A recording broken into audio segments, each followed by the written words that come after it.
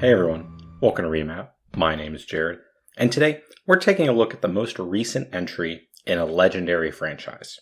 Doom Eternal was released in 2020 by longtime developer id Software as a direct sequel to Doom 2016. Now, Doom Eternal is a simple to describe as you might expect. It's a first-person shooter where, believe it or not, you kill demons. And following the success of Doom 2016, a sort of revival of the franchise, Doom Eternal was a much anticipated sequel that looked to go bigger in every aspect of the game. And this was actually my second playthrough of Doom Eternal, but my first of the Ancient Gods DLC, a campaign expansion. Now, before starting these reviews, I always add a note that I won't be talking about spoilers, to be spoiler free, keep it to a minimum. And it's also true here. I won't be, but that's mostly because the story is not the highlight of this game. But I'm getting ahead of myself. And as always, these are my opinions and mine alone. So starting off with the graphics, I was fortunate enough to play on the PS5 enhanced version, and man, this game looks great. Every environment from Earth to Hell itself is intricately detailed with some of the best animated backgrounds I've seen. There's so much variety in the locations you explore that the visuals never feel repetitive or stale. And I was glad to see the skyboxes get a ton of love. When you think of the classic shooters like Doom, you think of dark, enclosed environments, and while those do exist in Doom Eternal, there were also plenty of times I got to explore outdoor areas that really felt larger than they actually were due to the great backgrounds and skyboxes. But the visual star of Doom Eternal is definitely the enemy design. There are over 24 unique demons you fight against. Every single one of them is instantly recognizable. There's everything from snake-like whiplashes to the flying beholder-looking pain elementals, all of which have their own animation and visual styles. Probably the most recognizable visual aspect of Doom Eternal is how these enemies take damage.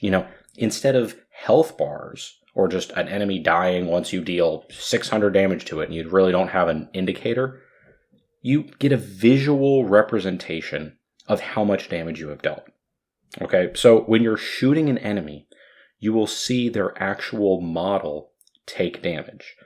A demon at half health might have exposed ribs, be missing a weapon or a limb, so as you're dealing damage to them, you can see visually, they are taking a beating. It's just a great way of conveying information about a fight while also getting the player more engrossed into the combat. Because Doom Eternal is unique in terms of games I review, since the enjoyment is not the story or characters, but it's getting in the zone during combat and just demolishing everything in your path. And unlike Doom 2016, Doom Eternal has a much faster paced combat that I actually preferred. The combat loop consists of movement plus switching weapons. Enemy attacks are fast and frequent, so dashing around the combat area is required to stay alive. And different enemies have different weaknesses that make it much more efficient to always be switching weapons. I might use a plasma rifle on some shields, a ballista on a flying enemy, and a lock-on rocket launcher for some real evasive ones.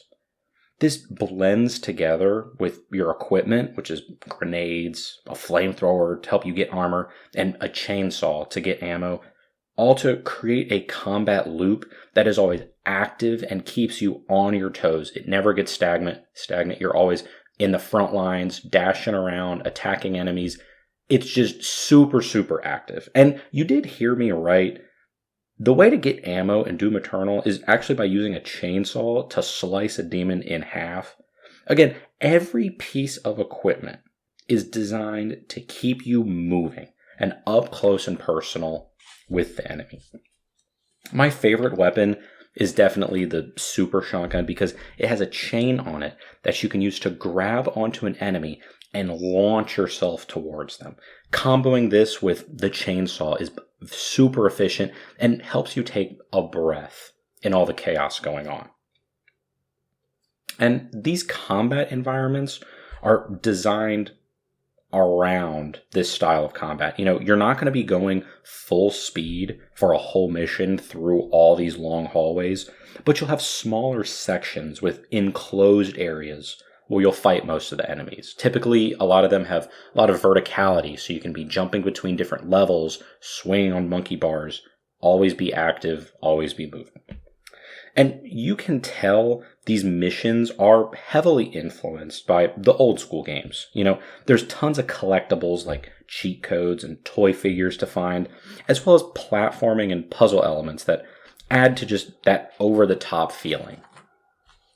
But what really gets me in the zone during the combat is the incredible soundtrack by Mick Gordon. When someone gives a description, rated M FPS where you kill demons, the only genre that makes sense is metal. Doom Eternal has one of the best soundtracks I've ever heard because it accomplishes what I always want a soundtrack to do. I want the music of a game to build an emotional response in the player. Usually, it's happiness, sadness. In this case, it's the emotional feeling of being a killing machine. And this is where the game shines the most. The environment, the weapons, the enemies, and the music all combine to create a truly unique and enjoyable combat loop. And the rest of the sound design isn't a slouch either. Weapons sound like they pack a punch, enemies have a host of effects, but the music is always placed front and center in the sound mixing. And like I alluded to in the intro, the story is not the highlight of Doom Eternal. There's a lot of fancy lore pages you can read, and the DLC is actually quite interesting, but at the end of the day, it's nothing special. The story is there to give you a reason to go to different locations and to kill a ton of demons. Now, a few final notes I had. This game ran really well at 60 FPS, and I never had any crashes, but I did experience some frame drops when comboing the ice bomb with the chain gun due to the just sheer amount of particles created. And I honestly was a little surprised that this issue was present. But the game was balanced really well. I played it on Ultra Violence, which is hard difficulty, and I'd recommend that particular difficulty since it was challenging enough to make me learn and master all of the mechanics while not being too unforgiving that it became frustrating. And if you're having problems with the Marauder, just get better. I thought he was a welcome addition to the game. All of this combines and results in Doom Eternal getting an easy A. Although the story feels non-existent at times, this game has one of the most fun combat loops I've ever played. But that is all I have for you today. Thank you so much for tuning in. You've been listening to Remap, the gaming podcast.